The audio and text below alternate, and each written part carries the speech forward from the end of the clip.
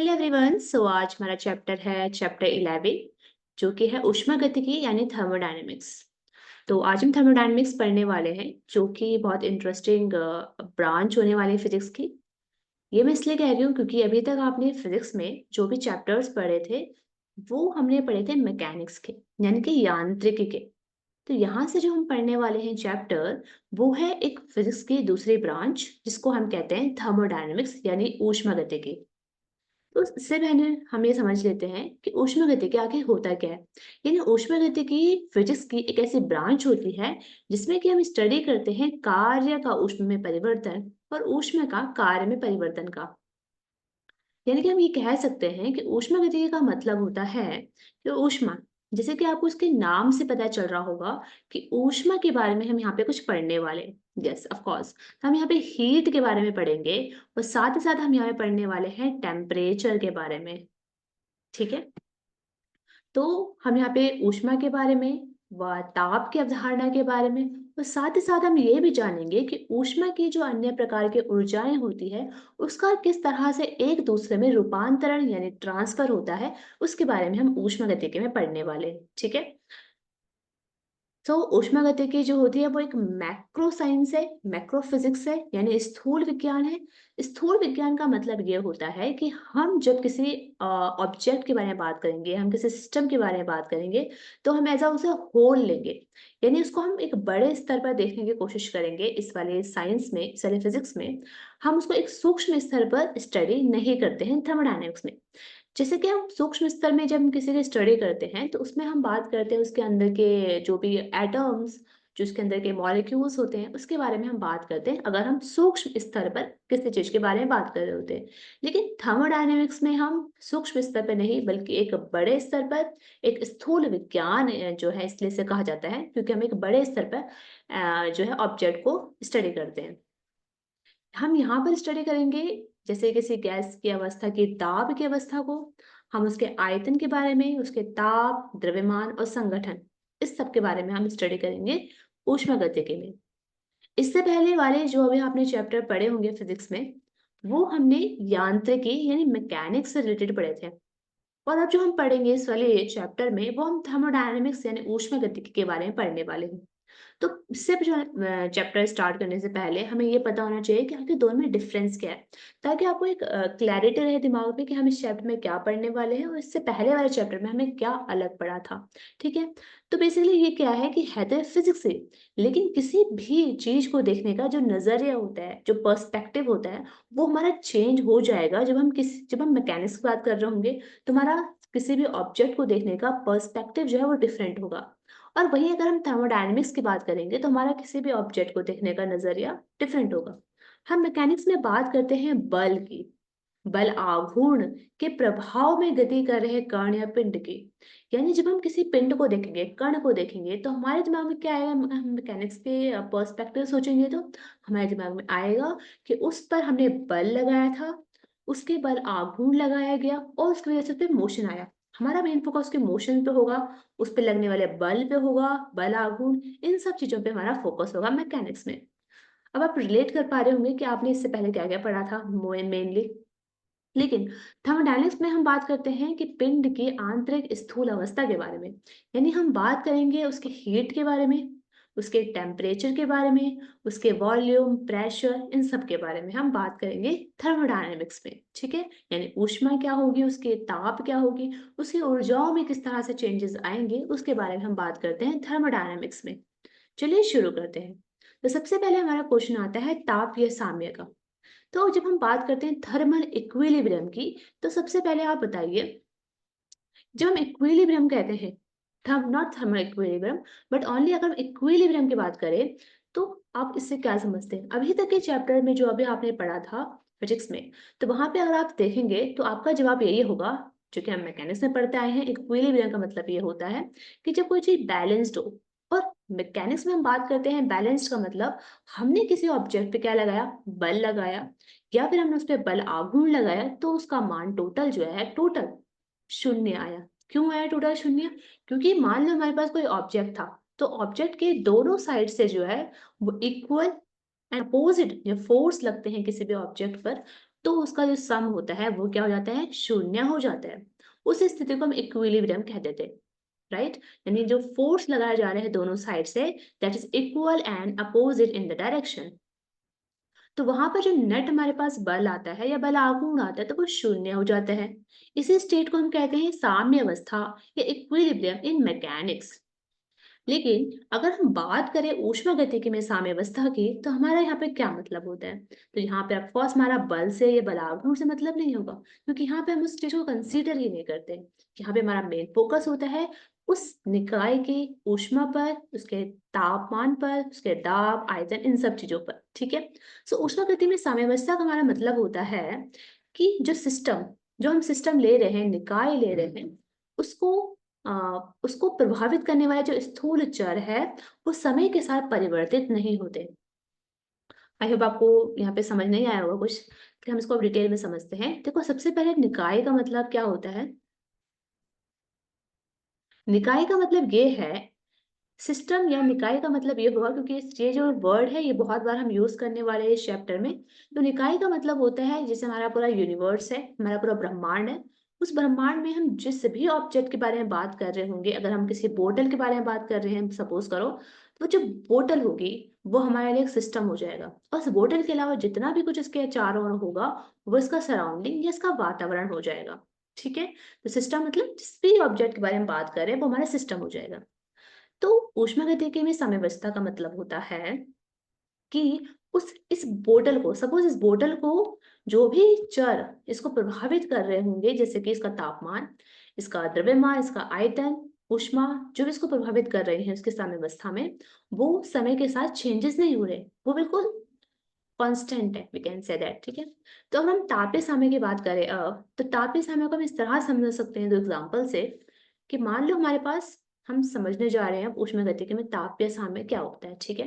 तो मान लेते हैं हमारे पास दो निकाय है, एक निकाय ए है, दूसरा निकाय बी है। ठीक है। इसके अंदर कुछ गैस गैस के कण है यहाँ पे। ठीक है। ये गैस के निकाय है बेसिकली। तो इन दोनों को हमने क्या किया है, एक ऐसे दीवार से इनको पृथक किया गया है जिसमें से ऊष्मा का प्रभाव नहीं हो सकता है, यानी हीट का एक्सचेंज इन दोनों से नहीं होगा। ठीक है। हीट का एक्सचेंज नहीं होगा दोनों से। तो बेसिकली ऐसी दीवार है जिसे दीवार को हम कहते हैं रुद्रोष्म दीवार। रुद्रोष्म दीवार या एडियाबेटिक वॉल ऐसी वॉल होती है जिसमें से ऊष्मा आर पार नहीं जा सकती है, और इसके चारों ओर जो है ये वायुमंडल है। ठीक है। तो यानी कि ऐसी दीवार है, इसमें ना तो इसमें से यहाँ पे ऊष्मा जा रही है और ना ही इसमें से यहाँ पे ऊष्मा आ रही है। तो ये दोनों क्या हो जाएंगे, ये दोनों एक दूसरे के साथ तापीय साम्यावस्था में आ जाएंगे, क्योंकि यहाँ पे कोई भी ट्रांसफर नहीं हो रहा है हीट का। एक हम दूसरा केस लेते हैं। अब हमने क्या करा है, हमारा सेम निकाय था, लेकिन उस निकाय को हमने, अब दीवार जो हमारी होगी ये ऐसी दीवार है जिसमें से ऊष्मा जो है वो आर पार जा सकती है।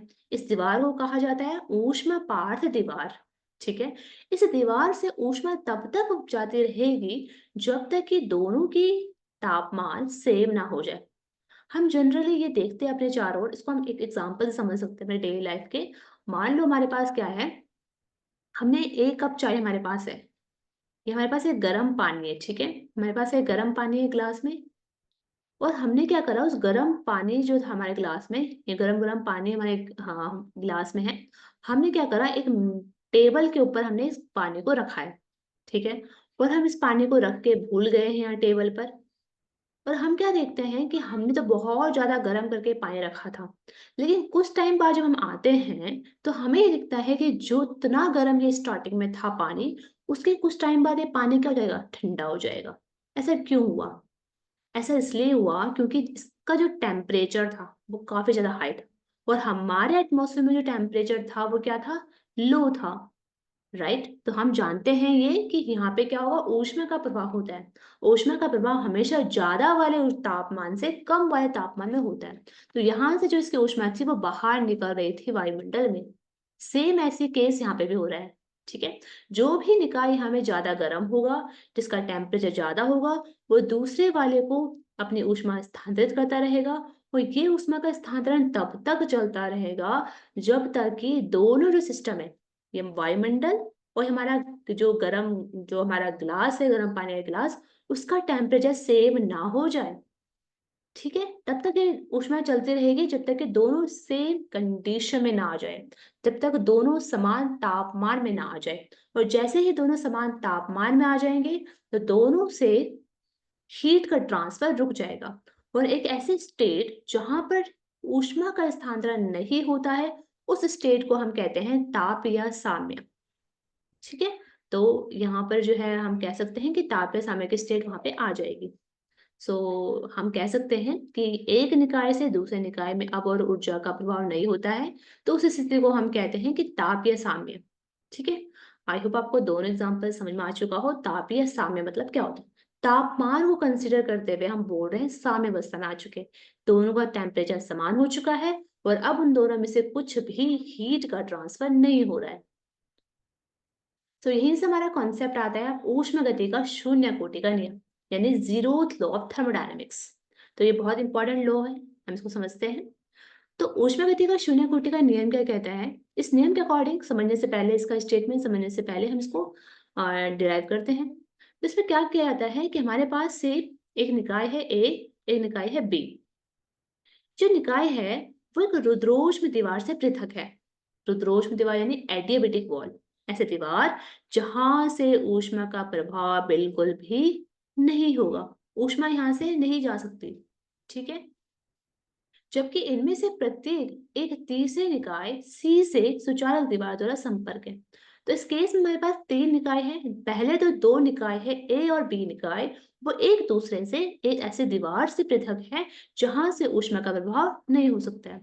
एक हमारे पास तीसरा निकाय है और ये निकाय जो है सी निकाय, वो दोनों ही निकाय से एक ऐसी दीवार से जा रहा है, ऐसी दीवार से पृथक है जहां से ऊष्मा का प्रभाव हो सकता है, क्योंकि ये एक ऐसी दीवार है जो कि कंडक्टर वॉल है, एक सुचालक दीवार है। ठीक है, तो हमारे दिमाग में ये पिक्चर क्लियर होनी चाहिए कि दो जो निकाय होंगे ए बी, वो ऐसी दीवार से हैं पृथक जो कि ट्रांसफर नहीं हो रहा, और ये ऐसी दीवार से सी से जो कि ऊष्मा का प्रभाव हो रहा है। ठीक है, तो इस केस में क्या होगा?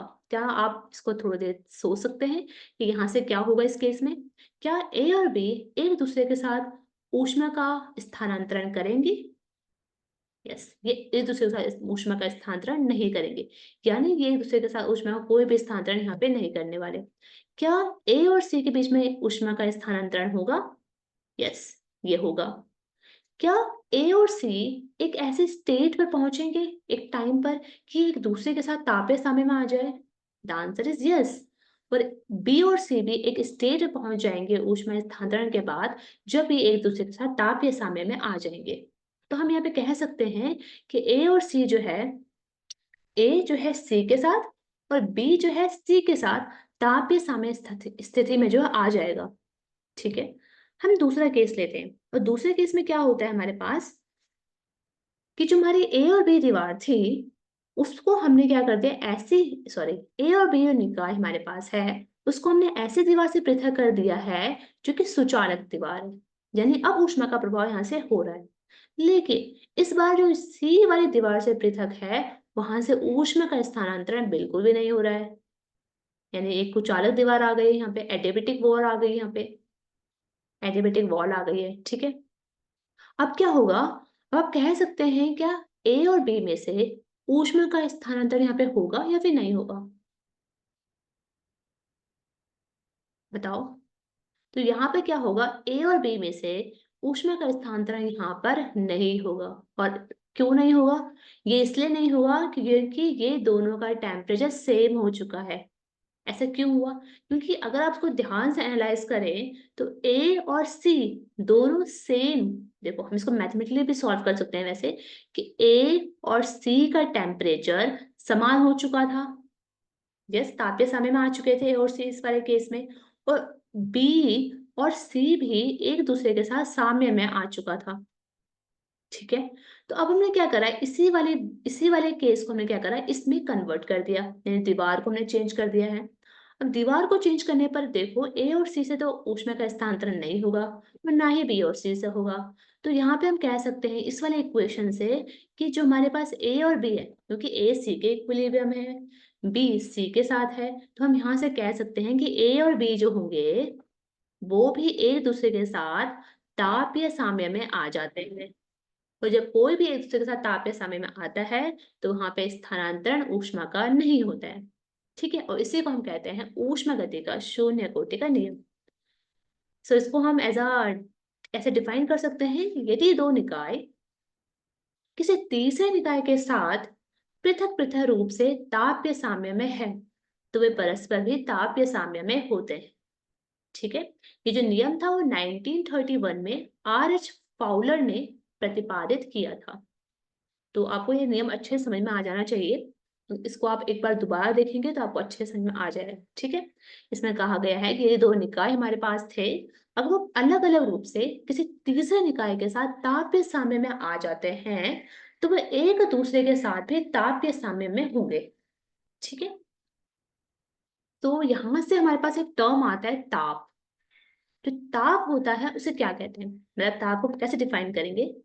ताप जो होता है वो एक चर होता है जिसका मान ताप या साम्यवाय निकायों के लिए समान होता है। तो हम बता सकते हैं कि अगर कोई निकाय तापीय साम्य अवस्था में होगा तो उसके लिए टेम्परेचर का मान क्या होता है, समान होता है ऑब्वियसली। ठीक है, जब टेम्परेचर का मान समान है तभी तो वो तापीय साम्य में है। तो क्या होता है, यदि ए और बी साम्यावस्था में तीसरी निकाय सी के साथ पृथक है तो ए का टेम्परेचर सी के टेम्परेचर के बराबर हो जाता है क्योंकि वो तापीय साम्य में है, और बी का टेम्परेचर सी के बराबर हो जाता है।